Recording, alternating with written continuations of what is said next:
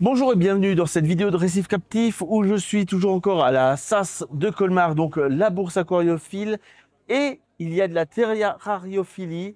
Et aujourd'hui, je suis avec Ludovic de Faunatome qui est là aujourd'hui. Je vais vous mettre des plans d'illustration et tout ça au fur et à mesure de notre discussion.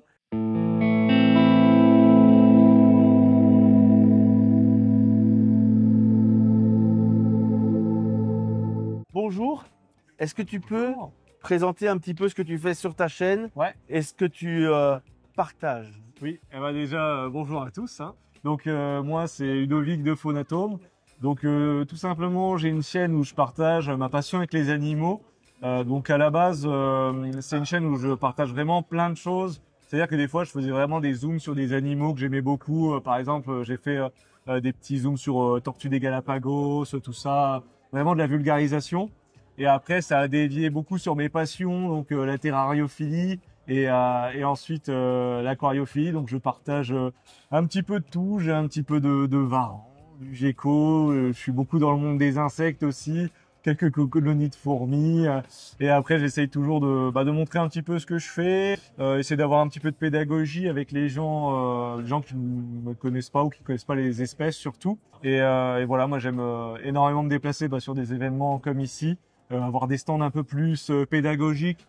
Moi, j'aime énormément les coléoptères. J'essaye de sensibiliser un petit peu les gens, déjà sur leur rôle dans la nature, mais aussi tout simplement sur leur élevage, qui est assez passionnant. C'est un élevage qui est développé énormément en Asie, que ce soit Japon, Thaïlande et tout ça.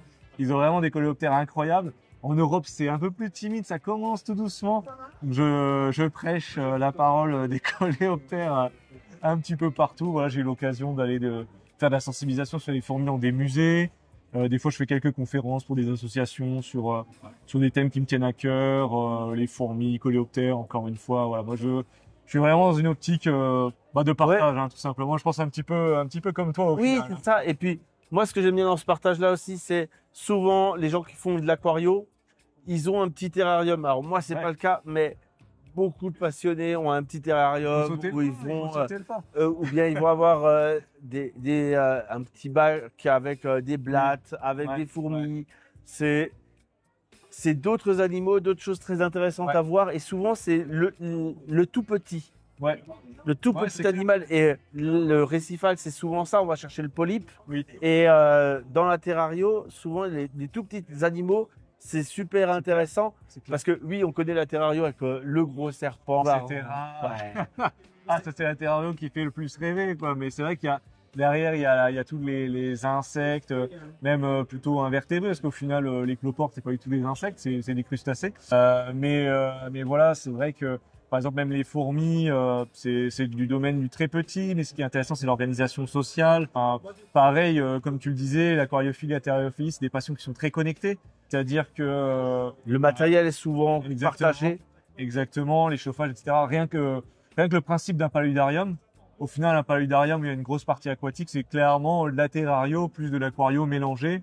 On peut mettre des poissons en bas, mettre des espèces qui n'ont pas de prédation sur les poissons un peu plus en hauteur. Donc au final, moi, j'ai commencé avec l'aquario, j'étais très fan d'aquariophilie, mais je pouvais pas avoir d'aquarium. Alors mes parents étaient d'accord pour avoir des terrariums. Et après, je suis revenu sur l'aquariophilie. En fait, c'est peut-être totalement connecté. Pour moi, c'est des passions qui ne font qu'une au final. Exactement. Si ça vous intéresse, je vous mets tous les liens dans la description. Comme ça, vous pouvez retrouver sa chaîne qui est très intéressante. N'hésitez pas à y aller, vous abonner, tout ça. Et puis, pour ceux qui cherchent de l'aquario, je vous dis à bientôt pour d'autres vidéos de Récif Captif. Salut à tous.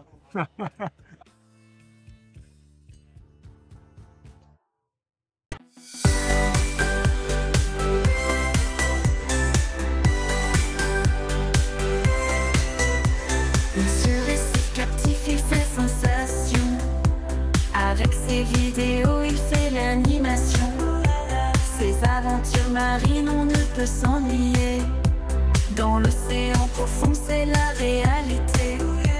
Il plonge dans l'eau, nous fait rêver. Les vidéos de Monsieur Récif Captif nous transportent au fond des océans. Les poissons colorés, les coraux magnifiques, on les admire avec émerveillement.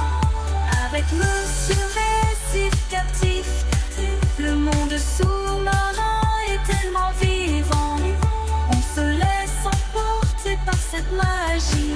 Les vidéos de Monsieur Récif captivent.